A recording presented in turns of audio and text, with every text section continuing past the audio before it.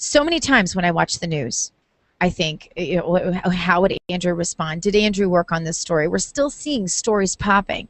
Like this attack on Tea Party groups. This is something Andrew talked about all the time. This would be no surprise at all to Andrew Breitbart. But as I said, one who knows exactly what he would say about that, because he spent an inordinate amount of time with him, is my next guest. Of course, you know him from his film Hating Breitbart, airing tomorrow night in San Diego. Andrew Marcus, welcome back to the Dr. Gina Show. Hello. Thanks for having me. Absolutely. I think in light of all these scandals, so many of which you and Andrew Breitbart, of course, worked on together, I'm just curious what you think. I think his reaction to the whole IRS scandal with the Patriot groups would be, yeah, told you so.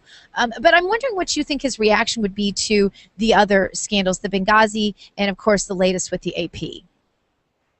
Well, listen, I think that you hit it on the head. His reaction would be, I told you so. This was why he thought it was so important that we have what he called, and launched shortly before his passing, what he called the vetting. And it was about vetting this president.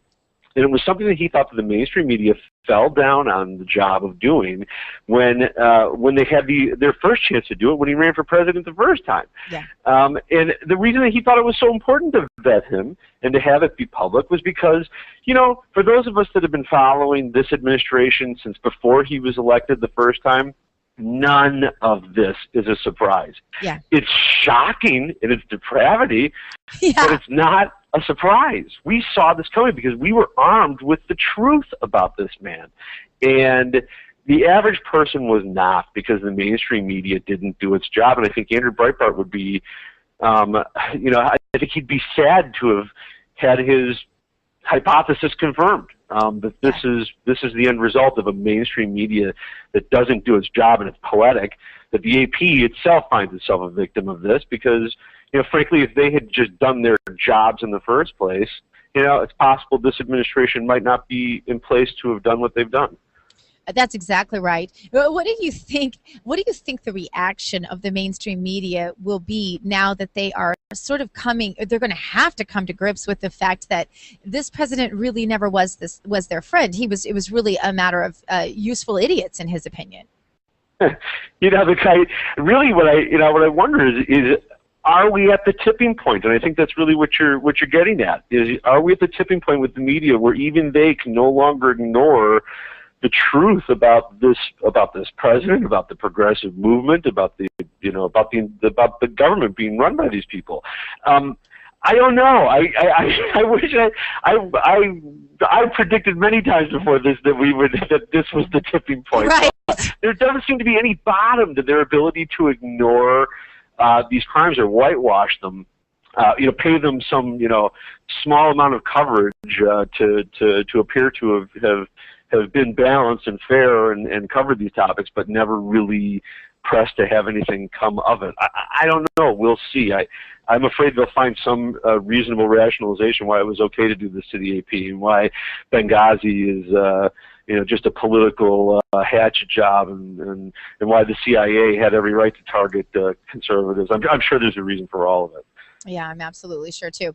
I remember many times you and I met early on in the whole Tea Party movement, and now they want to say that the Tea Party's dead. I find that really interesting, since obviously the Tea Party's in the news a lot these days. But I just wonder if you ever saw it going like it's gone. If you ever thought that normal people like you and so many others in the movement would have the kind of impact that so many have had from those early days where there was, you know, 5 of us gathered wondering if we were just all pretty much plumb crazy.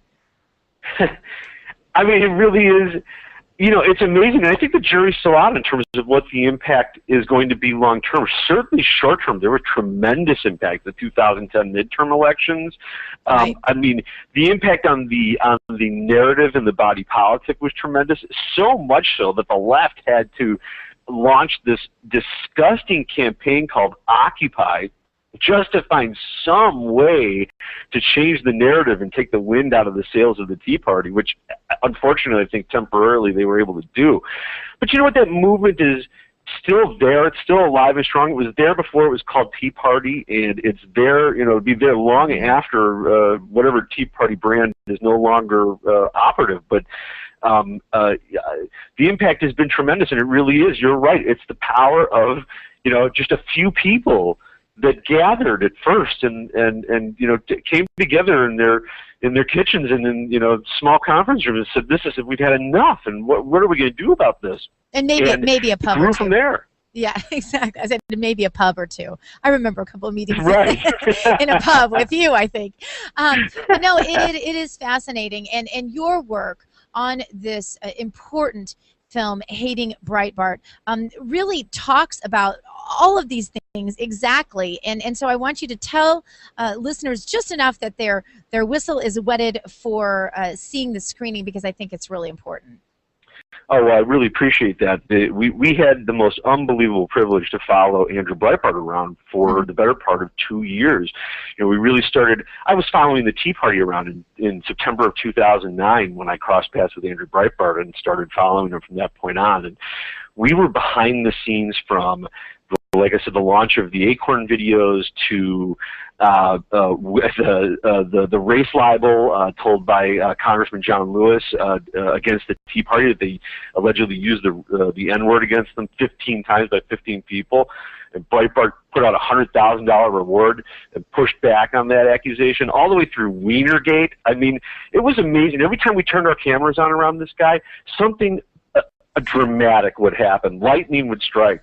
And we were just so fortunate to be there to capture it, and really, hopefully, now have this as a gift to people to see and have an inside look at what this man was doing. He was fighting an unbelievable mission for everybody who have an interest in seeing honesty in reporting, honesty in our body politics. So we were fortunate to be able to do it, and I really hope people enjoy it.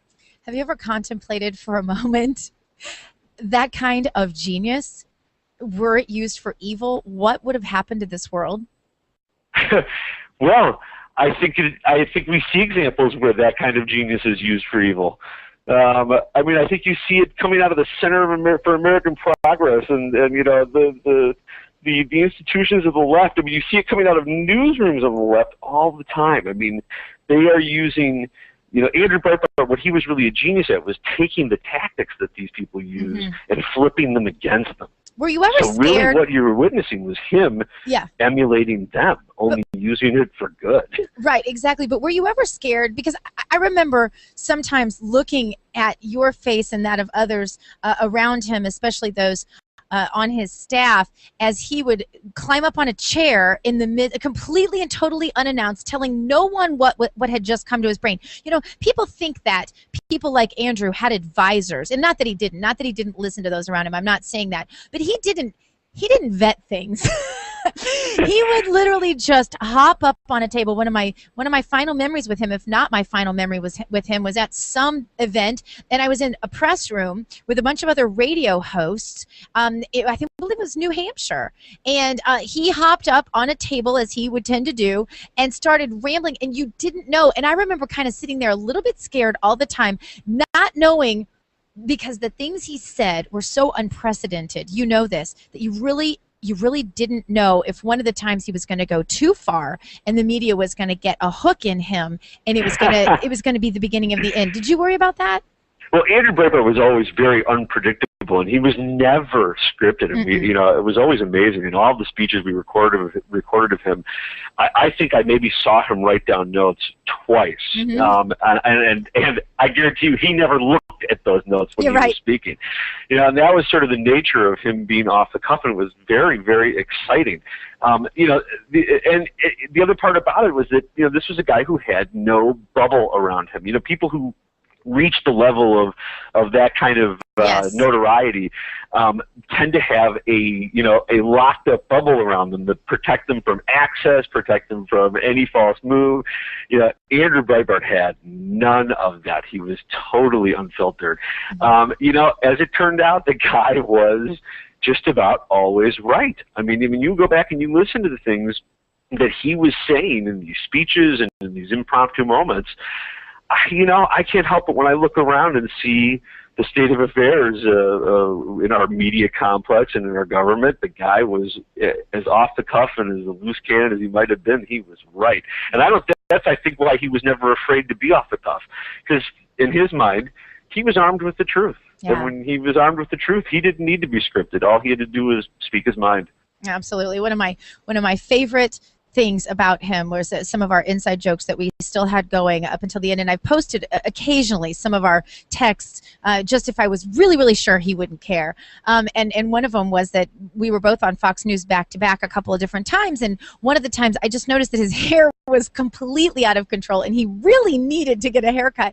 So I'm like, would you please get a haircut? I text to him after he's on, and then I came on right after him and he writes, I just got my nose pierced, and I was pretty proud of this. And he writes, would you pry that damn thing out of your nose? So that was the kind of accessibility that he had and the kind of humor that he had, and the Andrew that we all love and enjoy remembering. And that is exactly what your film Hating Breitbart is all about. We're going to be seeing it tomorrow night. Tell us all the details. Tomorrow night, actually, the details can be found at hatingbreitbart.com, and because I don't have the name of the theater on me, do you have the theater? I hate when people ask me really logical questions like that. I'll tell you what, we will make this easy. We will post it at docgtv.com where many listen to the show anyway, and so they can check it out there. We'll have the link up there, and I'll be posting about it as well. So absolutely. Tomorrow evening, details at docgtv.com, and be there, be square. Absolutely, right? I'm sorry, we broke up there. What was that? Oh, I just said people should go. Oh, absolutely. People should go. They should buy the DVD, the download. It's all coming May 17th as well. iTunes, Amazon, it'll be everywhere. Andrew Breitbart will be everywhere. That's awesome. Thank you so much for the work you do and continuing despite all of the terrifically difficult situations that so many patriots have found themselves in all along the way. It seems like maybe we are at a tipping point, and I sure do hope so, and you certainly deserve a big part of that credit as well, Andrew. Thank you so much for being with us. Thank you so much, Gina. Thank you for everything you do. All the best to you.